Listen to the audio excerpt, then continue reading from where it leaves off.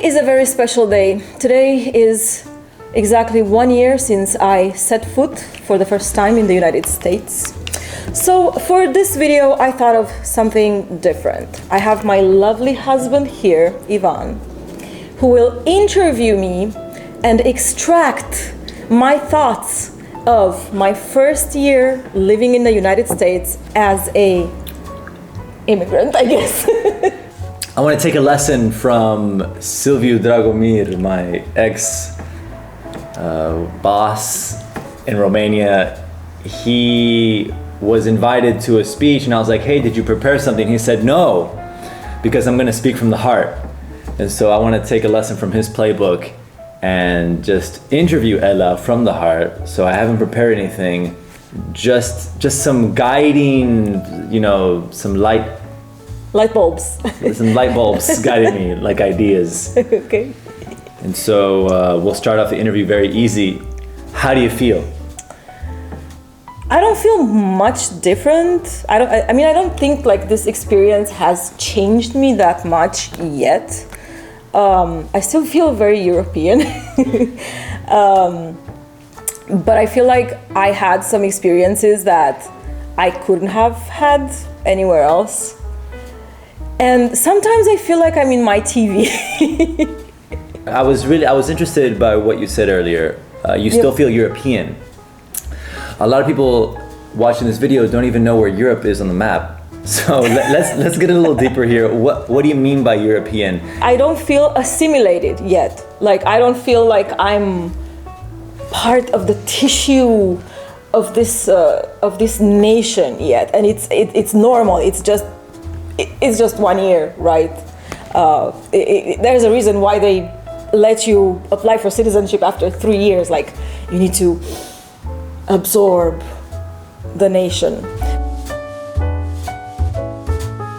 It's very interesting to be in the place where Halloween is a thing and an actual very serious holiday taken seriously, and Thanksgiving is a thing and not just something you see in movies, and Christmas lasts a month and a half and everyone is okay with it and nobody bitches about it. Because like in Europe, they kind of like adopted, let's say, Halloween, and in Europe it's just a pretext to have a party, but here it actually has a meaning. It's Christmas time. What are your Christmas plans? My Christmas plans are to cook some Romanian dishes. No, actually, I want to cook a Romanian main dish, which is sarmale, and a Neapolitan dessert, which is some like chocolate-covered cookies called mostaccioli, something like that. So for our viewers out there, I'm sure you can Google those things, but more importantly than the specifics, notice how Ella is bringing Europe to the US. And on the one hand, you're very nervous about being different and being European, and you said you're not part of the tissue here. What I always found is that becoming an immigrant and then becoming a citizen was less about becoming American and more about giving something to the US, and joining the melting pot was mixing in what you had to bring. And so let's put it on its head. Like let's turn this idea on its head and say, what are you contributing to the US as opposed to you becoming American? What am I contributing? Yeah. What are you not going to give up about yourself and actually invest into this country? I think honesty and work ethic and openness and just this idea of being yourself and putting yourself out there and not being afraid of just being TMI for everyone else, because, okay, if there's something I noticed about some people here is that in a lot of environments, they don't look to get close to you. Like they don't look for an intimate connection. Like you can't just tell people anything from your personal life without feeling that it's too much. It's too much information. They didn't want to know that. They don't know what to do with it. It's just, I feel like on the outside, there's a lot of kindness and politeness and everyone's kind and nice to you, but that's it, and I feel like I want to bring more more depth to this, you know. I feel like the US is a very self-help kind of country where we look for procedures on how to do everything. So even something as simple as making friends, there's a book for that.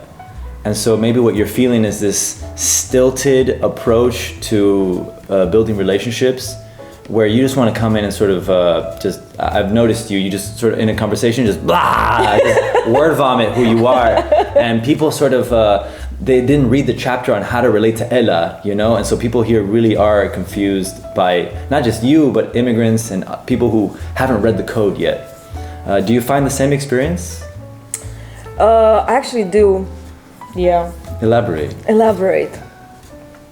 Well, I'm the kind of person who obviously likes to talk about herself a lot, hence this YouTube channel.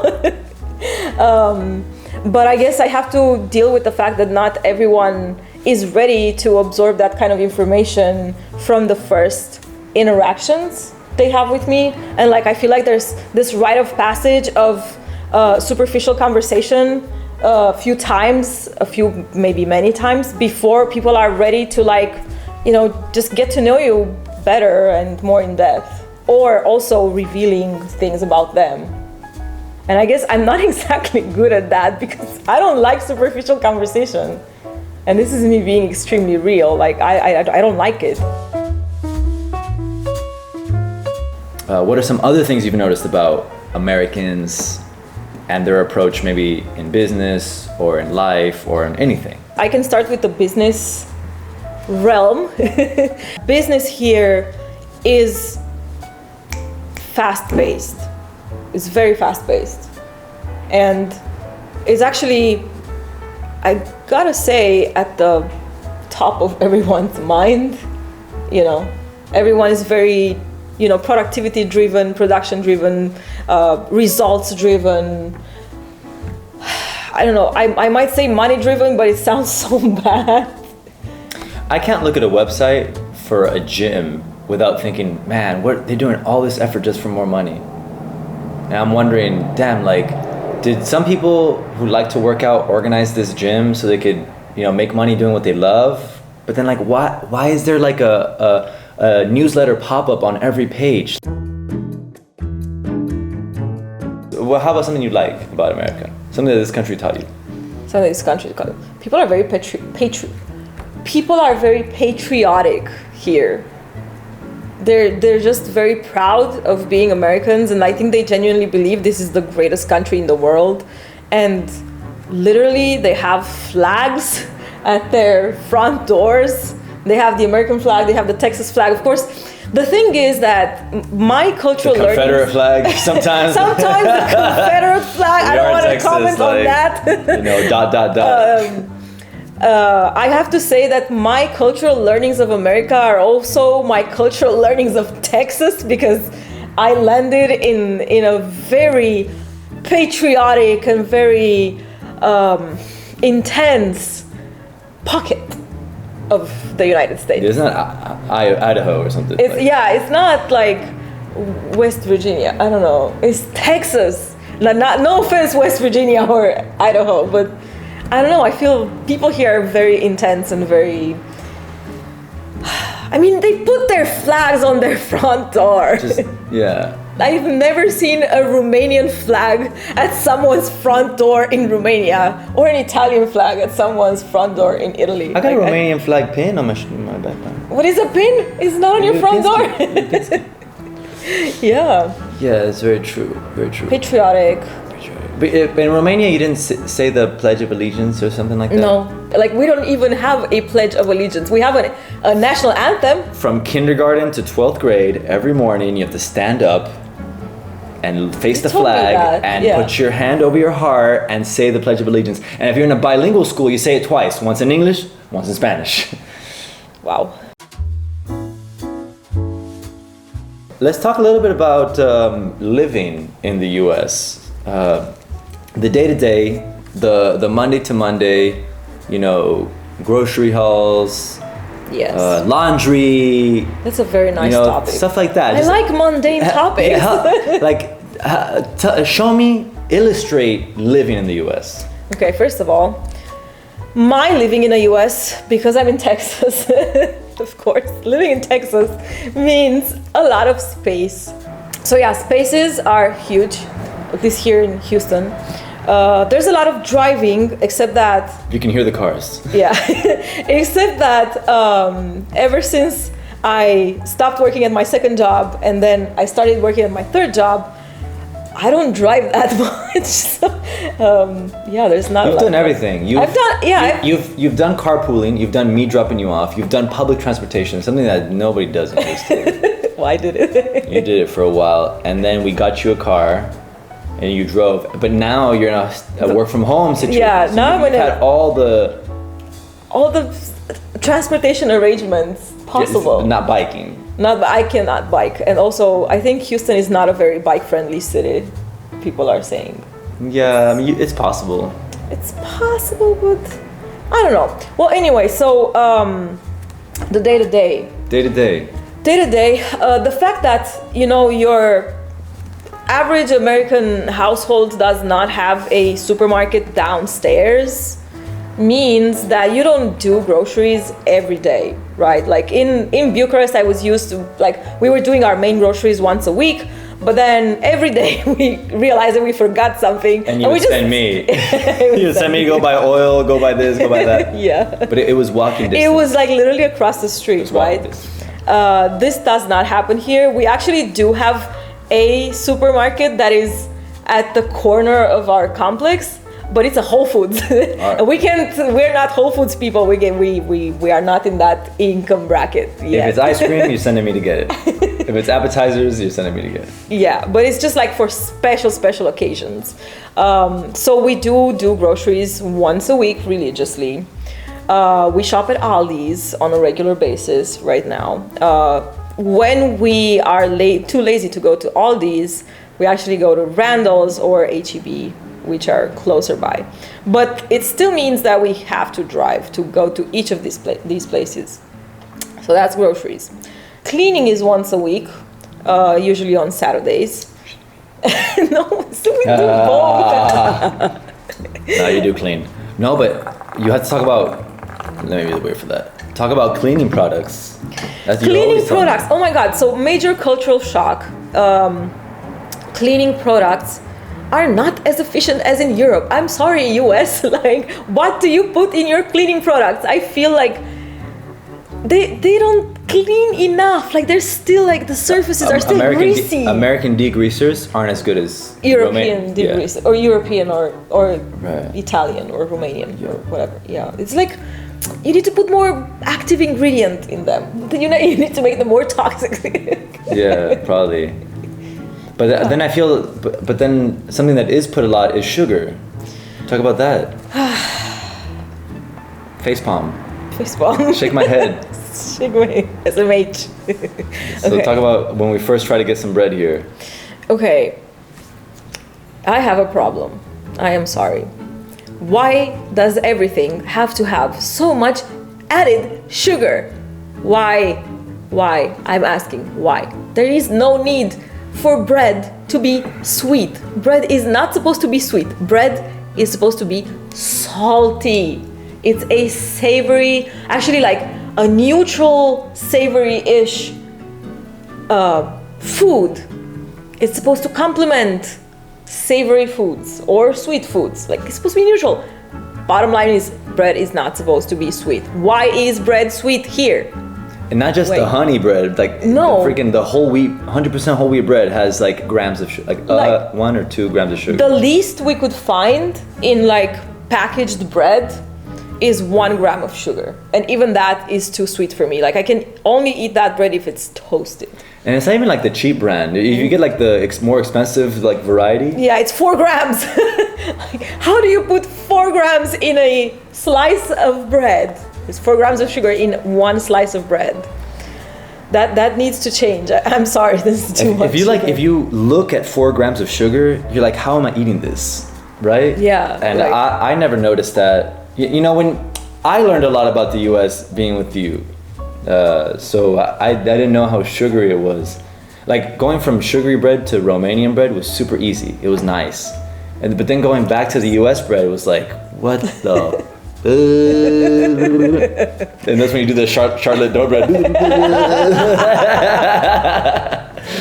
Yeah, so, and it's not only bread, it's just, there's sugar in things that aren't supposed to be sweet, like, I don't know, like tomato paste, tomato sauce, pasta sauce. Everything's got sugar. Every pre-packaged, pre-canned food that has a sauce is sweet. Like, I can't eat any of these things, and our pantry is full of them, but it's just, I can't.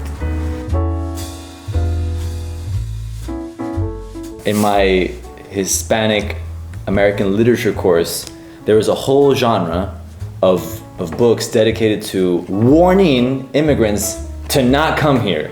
Okay. Like loud and clear. Would you share the same message? Or is there something of value here to be gotten? There is something of very much value to be gotten. I feel like this is ultimately a country that was built on immigration. And it shows because despite me not, having made that many friends of my own and stuff like that, I always felt very welcome, I didn't feel different. I didn't feel like an immigrant. I didn't feel like a weird person. I was not looked down on, despite me being from a country that most people didn't even hear about. People are used to being in a melting pot here. And I think it's the driving force of this country is diversity and just a mix of cultures. And maybe I am biased because I'm in Houston, and Houston is one of the most diverse cities in the United States. There are other cities in Texas that are not as diverse as Houston, like Austin, for example. But you're also comparing Italy is not as diverse, Romania is not as diverse. Okay, yeah, Italy is diverse. I mean, the values. But Italy is diverse. But in Italy, if you're an immigrant, you feel like an immigrant. I'm sorry, Italy, I have to say it. It's just, I guess, Italians are more protective of their own ethnicity and color. And purity. Not wanting to make fun of Italians, but in Italy I did feel like an immigrant a lot. I felt accepted, I felt celebrated for my successes, but it was more of like, oh, look at this girl, she's from Romania, which is an inferior country, and she's an immigrant, and she managed to open her own business. I feel like that was a two-finger clap. Yeah, that was the spin of, me being celebrated in Italy. Here, I just feel normal. I just feel like everyone else, whatever. It's just inconspicuous, melted within the melting pot. Yeah, and I think it feels better. I feel like I don't have to prove anything to anyone. It's just I can just be myself, work, and deliver results, and just be chill. Let's go down the rabbit hole of Ella. Compare and contrast your moving to Italy with moving to the US. So that's something only you can talk about. So as far as lifestyle is concerned, if I have to make a comparison between Romania, the US, and Italy, because I lived in all of them by now, I feel like life here has been easier. I feel like I found jobs easier, I made money easier, I improved my income in a very short period of time. Exponentially. And also for example, if I have to compare with Italy, in Italy, I managed to make a dream come true, having my dressmaking business and fashion and make wedding dresses and, my childhood dream, basically. But it was so hard. Everything was so hard. Everything was a struggle. Everything was a financial struggle all the time. This whole idea of having to make ends meet and living literally from paycheck to paycheck without having a paycheck because I had a business, so there was not an actual paycheck. From invoice to invoice. From invoice to invoice. That was hard. It was a permanent struggle. Lifestyle-wise, I think I'm a little bit more carefree here and I can think of things of like retirement and savings and, you know, buying a house and stuff like that. So I feel like the US has been very giving from this point of view. And I have a 401k now. Yay. And we're all happy for you. Yes. I have a question that I haven't asked you yet, and I'm your husband. What do you miss about Romania? Oh my God, I miss so many foods. So I lived in Italy for 7 years and a half. I lived in Milan, I lived in Naples. But something that was never missing in Italy were Romanian stores, Romanian food stores. And even like Romanian products in normal supermarkets like Carrefour, right? Because there are a lot of Romanians in Italy. There are like 2 million Romanians. We're everywhere in Italy. So I didn't get to miss Romanian foods. Making Romanian foods was something that was always accessible to me. Like it was just chill, and like I could do it. Here though, it is a struggle because you don't have Romanian stores in Houston. You have Romanian stores in New York, in LA, in, you know, big cities. Not that Houston is not big. Yeah, we're just a big city, not a big city. But there are not a lot of Romanians in Houston, so there are not any Romanian stores in Houston. And you can find Romanian products in international specialty stores like Phoenicia or like the Russian store. Remember the Russian store? We got the chimbul. Yeah. But also you can't find borscht, which is the main ingredient that we use for chorba. Your mother sent us the borscht. Yep. So we had my mom ship me a package of dry borscht. Anyway, so yeah, I miss Romanian food a lot. I miss it a lot. What do you not miss about Romania? Like good riddance kind of things. Well, I don't miss the political turmoil that is happening right now. We had a government fall in October-ish, if I remember well. And just people are so unhappy. And they're right to be unhappy because there are a lot of people who don't want to get vaccinated for COVID. And there are a lot of people who don't want to wear masks. And there are a lot of people who oppose the green certificate that wants you to be vaccinated for COVID. Everything you just said applies to Texas. People don't want to get vaccinated. People don't like environmental issues. Like there was an insurgency in January. Yeah. But I guess you're saying that you don't feel that here as opposed to in Romania. You could feel the political turmoil? Yeah, I can feel it because just the governments keep falling every couple of years, I guess. And I don't know, people are unhappy. And also, I'm actually kind of disappointed in Romania just because we had that 4th, 5th, whatever spike of COVID in October when every other civilized country did not have a COVID spike, and we had one, and the American embassy closed, and my mom's visa interview got canceled, and this is why my mom is not gonna be here with us for Christmas. And so yeah, I'm kind of upset at Romania because of that. It's annoying.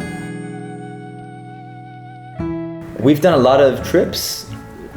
We live in Houston, Texas. Texas is quite, a place. But we've been to New York, been to New Orleans, been to San Antonio, been to Austin. Mexico. Went to Mexico. Are there any places missing? Or talk to us about New York, which you really love. Like, talk about your extracurriculars outside of Houston, Texas. My extracurriculars. Okay. Yeah. I loved New York so much. I want to go back. I'm living vicariously through my job right now because I work for a New York company. And I'm just imagining that I'm living in New York, but I'm not. And when I put my email signature, I'll put the New York office address, and I'm gonna be feeling so good about myself. 42nd Street, right? Yeah, something 42nd Street. I was like New York. Yes. I wanna go to New York so many times. I wanna go to San Francisco to visit my friend whom I haven't seen in 11 years. And then I wanna go to Savannah, Georgia. I wanna go to Charleston, North Carolina. Is it in North Carolina? Yeah. Charleston, South Carolina. And maybe LA, Miami. Yeah, I know these are not your favorite places, but I mean, we could explore. Let's put on our optimistic caps on and look towards the future. What are you looking forward to in the US? So many things, so many vibes, so many feels. What am I looking forward to? I'm looking forward to producing a family. I'm looking forward to buying a house. I'm looking forward to just, exploring the culture. And the other day I was looking on YouTube, what are some traditional Christmas dishes that are American? I was like, what if I just make something American for Christmas? But I think it's gonna be for next year, because this year I have like a limited cooking capacity. So yeah, just keep immersing in the culture, keep seeing things, and maybe even making some friends. Yeah, why not? Okay. In conclusion, let's do a hashtag TMI, hashtag no filter, hashtag no disclaimer message to all the Americans, Romanians, Italians, and friends and family watching this right now. I think everyone should just be a little bit more chill about people that are different. And everyone should be more accepting and more loving and more just tolerant. Just there's enough space for everyone on this earth. There's definitely a lot of space in the United States. So yeah, I wish everyone was just more chill. This is my conclusion. Yeah. Nice video, baby. Yep. So that was it for today's video. If you liked it, like it. If you liked it enough, subscribe. And if you had any experiences of living in other countries or living in the United States and would like to share them, please comment in the comment section. Until next time, bye-bye.